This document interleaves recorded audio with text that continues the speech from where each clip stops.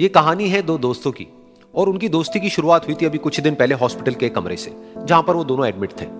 तो दोनों में से जो एक था उसको अभी कुछ दिन पहले एक पैरालिसिस का अटैक आया था, जिसकी वजह से गर्दन के नीचे की उसकी पूरी बॉडी पैरालाइज हो गई थी और वो अपनी एक उंगली तक नहीं हिला सकता था। और पूरे दिन जो भी नर्स उसके पास में आती वो उसको एक ही बात कहता कि मुझे कोई ऐसा इंजेक्शन दे दो जिससे कि मैं मर जाऊं, अब मैं और जीना नहीं चाहता, ऐसी जिंदगी का मैं क्या करूंगा। तो उसका जो दोस्त था उस कमरे में, क्योंकि वो चल फिर सकता था, तो रोज सुबह और रोज शाम को उस कमरे में एक खिड़की थी, उसके पास में जाकर के खड़ा हो जाता और अपने दोस्त को बताता कि उस खिड़की के बाहर क्या चल रहा है। बिल्कुल नीला आसमान है, सफेद बादल है, हल्की हल्की हवा चल रही है और कुछ पंछी उड़ रहे हैं। एक बहुत ही सुंदर बीच है जहां पर कुछ बच्चे मिट्टी के घरौंदे बना रहे हैं। कुछ लोग हैं जो वहां पर बैठे हुए बस समुद्र की लहरों को देख रहे हैं। कुछ लोग जॉगिंग कर रहे हैं, कोई एक्सरसाइज कर रहा है, कोई पतंग उड़ा रहा है। वहां पर एक आइसक्रीम की स्टॉल है जहां पर कुछ लोग आकर के आइसक्रीम खा रहे हैं। और सनसेट के टाइम पे जो पानी है वो पूरा गोल्डन हो जाता है और चमकने लगता है। तो शुरू में तो जब उसने वो सब बताना शुरू किया तो उसके दोस्त के ऊपर ज्यादा असर नहीं हुआ, लेकिन धीरे धीरे उसके अंदर जीने की चाह जागने लगी। अब वो सुबह का इंतजार करने लगा कि जल्दी से सुबह हो और मेरा दोस्त मुझे बताए कि आज यहां पर क्या हो रहा है। कुछ दिन तक ऐसे ही चलता रहा। फिर एक दिन जब वो सुबह उठा तो उसने देखा कि सामने वाला बेड खाली है।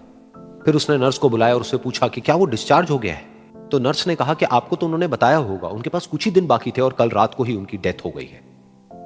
ये सुन करके उसके अंदर की उम्मीद पूरी तरह से टूट गई, क्योंकि सिर्फ उसका दोस्त ही था जिसने उसको बाहर की दुनिया से जोड़ा हुआ था, जिसकी वजह से वो जान पाता था कि बाहर क्या हो रहा है और ये दुनिया कितनी खूबसूरत है। तो कुछ दिन तक तो वो रोता रहा और उसने जीने की चाह छोड़ दी। लेकिन दूसरी ही तरफ से उसके अंदर कहीं ना कहीं एक नई चाह पैदा हुई कि काश मरने से पहले एक बार मैं खुद अपनी आंखों से देखूं इस खिड़की के बाहर कि दुनिया कैसी है।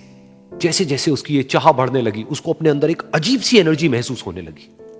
और फिर एक दिन उसने अपनी पूरी ताकत लगा दी और किसी तरीके से वो बेड से नीचे गिरा और पकड़ पकड़ करके किसी तरह से उस खिड़की तक पहुंचा। फिर उस खिड़की को पकड़ करके वो खड़ा हुआ और खिड़की के बाहर देख लिया। लेकिन खिड़की के बाहर देखते ही वो गुस्से से भर गया। उसने जोर से नर्स को आवाज लगाई और जैसे ही नर्स आई उसने नर्स से पूछा, ये तुमने क्या किया, ये खिड़की के बाहर काली दीवार क्यों खड़ी कर दी। तो नर्स को समझ नहीं आया वो क्या बोल रहा है और वो बोली कि मुझे 5 साल हो गए हैं यहां पर, जब से मैं आई हूं तब से तो ये काली दीवार यहां पर है। तब जाकर के उसको समझ आया कि उसका वो दोस्त उससे झूठ बोल रहा था। और उसने नर्स से पूछा, अगर ये काली दीवार पिछले 5 साल से यहां पर है तो मेरे दोस्त ने मुझसे झूठ क्यों कहा। तो नर्स थोड़ा सा मुस्कुराई और बोली कि मैं ये तो नहीं जानती कि उन्होंने आपसे झूठ क्यों कहा, लेकिन मैं इतना जरूर जानती हूं कि जो भी कुछ उन्होंने आपसे कहा उसी वजह से आप अभी अपने पैरों पर खड़े हैं। तो इस कहानी से हमको यह सीखने को मिलता है कि जो हमारे शब्द हैं, जो हमारे वर्ड्स हैं, जो हम अपने मुंह से बाहर निकालते हैं, उसमें इतनी पावर है जिसकी कोई हद नहीं है। वो किसी आदमी को गिरा भी सकते हैं और उसको उठा भी सकते हैं। तो अब आपके ऊपर है कि आप अपनी इस पावर को यूज करते हो या मिस यूज करते हो।